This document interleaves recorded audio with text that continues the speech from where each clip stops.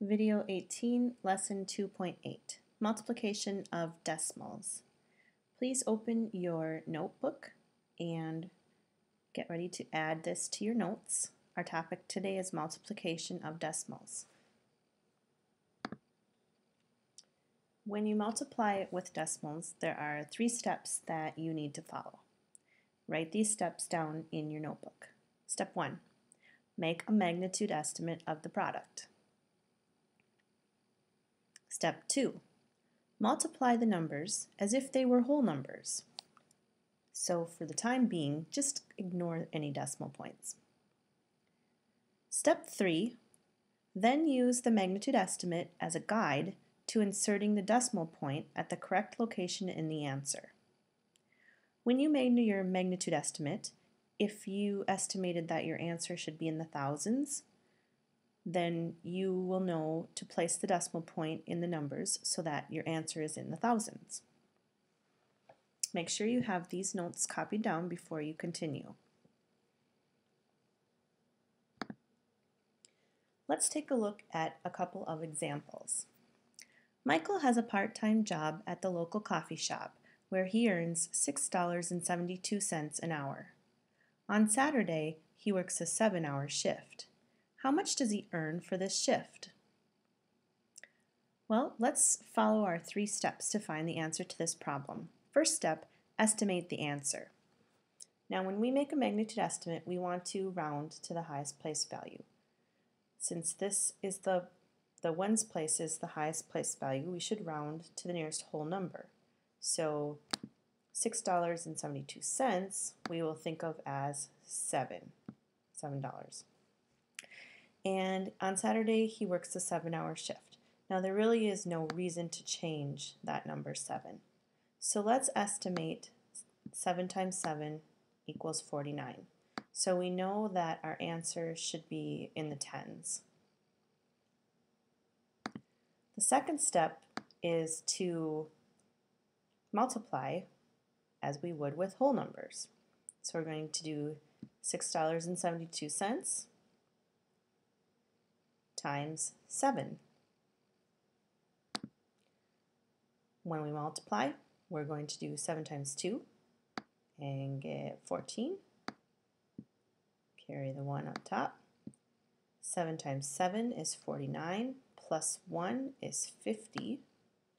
Put down the 0, carry up the 5.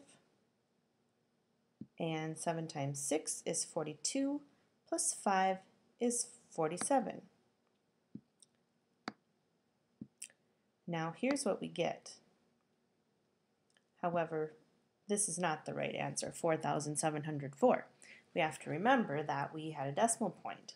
So the third step is to use our estimate, which we said the answer should be in the tens, to place the decimal point.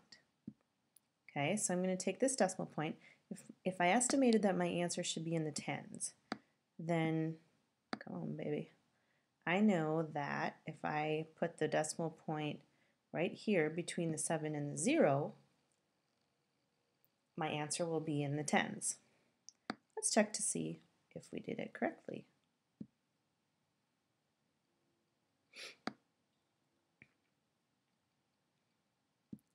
Oh, they didn't even place the decimal point for us.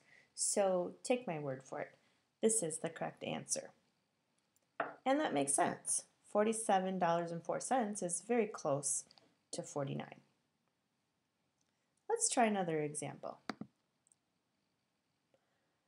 On Sunday, Michael works a 3.5-hour shift. His hourly rate on Sundays is $9.78. How much does he earn for this shift? Well, step 1 is to make a magnitude estimate of the product. We need to round our numbers, so when we look at $9.78, we would round that to 10. And when we look at 3.5, we would round that to 4. Remember, when you're rounding, 5 and higher means round up, so we would round that 3 up to 4. 10 times 4 is 40. So our estimate is 40, and that means we are going to expect our answer, once again, to be in the tens. Now the second step is to multiply the numbers as if they were whole numbers. So let's multiply. 5 times 8 is 40. Remember, we're going to ignore those decimal points.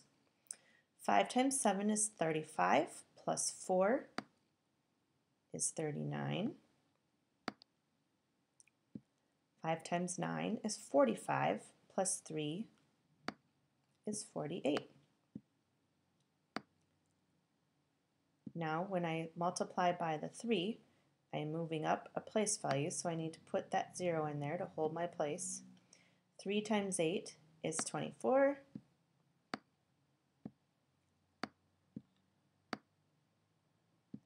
3 times 7 is 21, plus 2 is 23.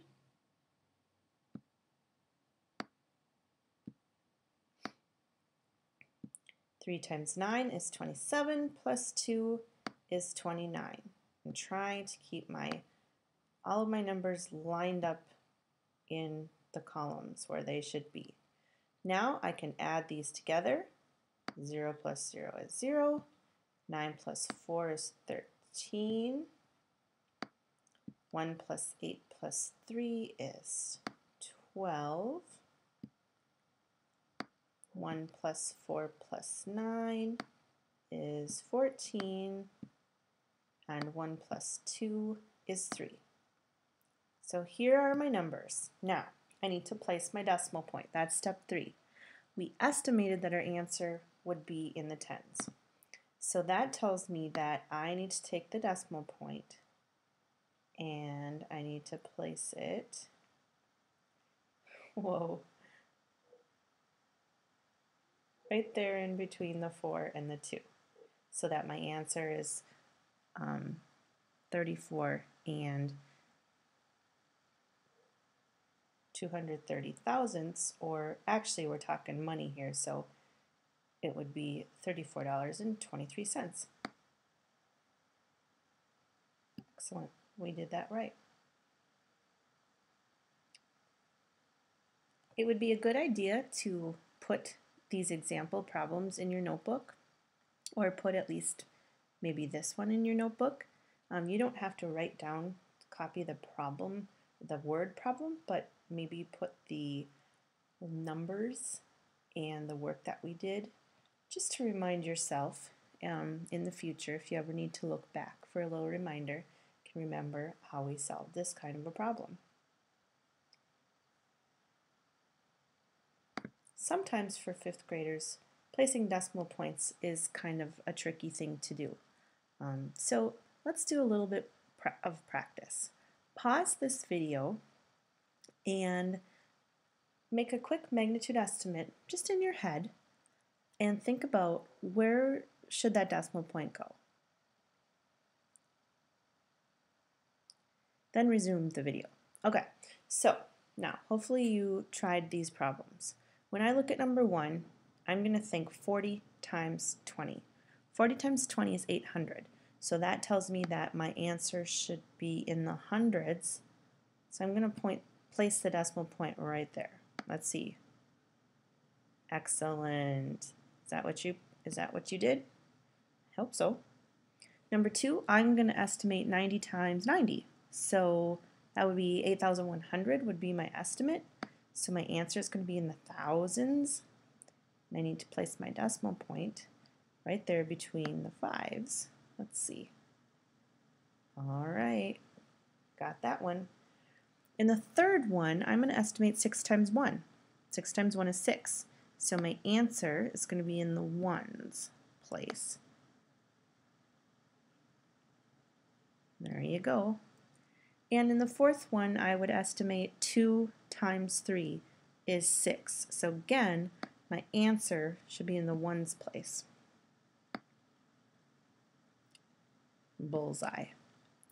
If you were able to get these decimal points placed in the right spot, congratulations, you're doing very well.